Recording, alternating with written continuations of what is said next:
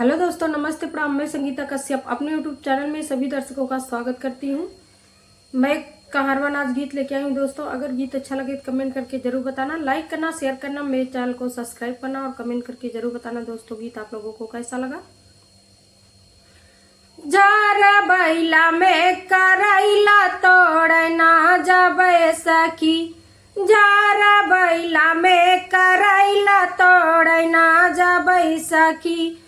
ओही जार बैला में पंडितवा के बेटा हुआ, वही जार बैला में पंडितवा के बेटा हुआ। अरे पोतिया सुनाई के जन्म मरल सखी, जार बैला में करैला तोड़ना जबै सखी, जार बैला में करैला तोड़ना जबै सखी, जार बैला में करैला तोड़ना जबै सखी। ओही जार बैला में अहिरा के बेटा हुआ, वही जार बैला में अहिरा के बेटा हुआ।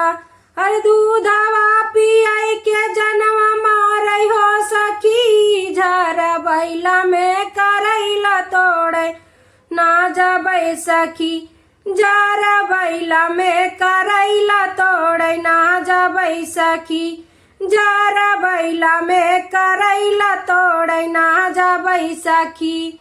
ओही जार बैला में सोनरा के बेटा हुआ, ओही जार बैला में सोनरा के बेटा हुआ।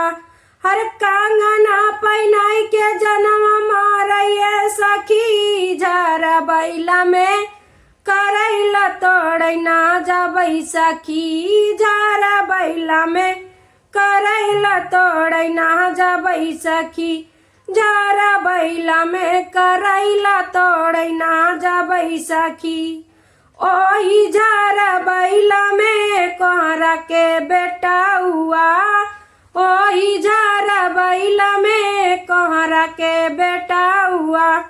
हर पानिया पियाई के जन्म मारै सखी, जार बैला में करैला तोड़े ना जबै सखी, जार बैला में करैला तोड़े ना जबै सखी, जार बैला में करैला तोड़े ना जबै सखी। ओही जार बैला में हलवैया के बेटा हुआ, वही जार बैला में हलवैया के बेटा हुआ। अरे बर्फी की आई के जन्म मारै सखी, जार बैला में करैला तोड़े ना जबै सखी, जार बैला में करैला तोड़े ना जबै सखी, जार बैला में करैला तोड़े ना जबै सखी। ठंडी में जाड़ा सतावे बलमा तोहारी सुधिया आवे, ठंडी में जाड़ा सतावे बलमा तोहारी सुधिया आवे। खाना बनावे गई राम रसोइया, खाना बनावे गई राम रसोइया। जवना बनल जहर लागे बलमा तोहारी सुधिया आवे, जवना बनल जहर लागे बलमा तोहारी सुधिया आवे। ठंडी में जाड़ा सतावे बलमा तोहारी सुधिया आवे, ठंडी में जाड़ा सतावे बलमा तोहारी सुधिया आवे। पनिया भरन गाए बाबा के सागरवा, पनिया भरन गए बाबा के सागरवा। पनिया भरत जार लागे बलमा तोहारी सुधिया आवे, पनिया भरत जार लागे बलमा तोहारी सुधिया आवे।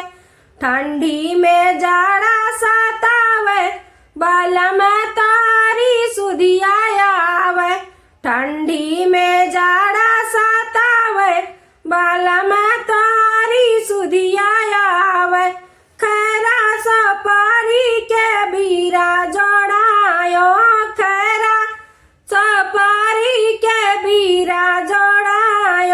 बीरवा जोड़त जार लागे बलम तारी सुधिया आवे बीरवा जोड़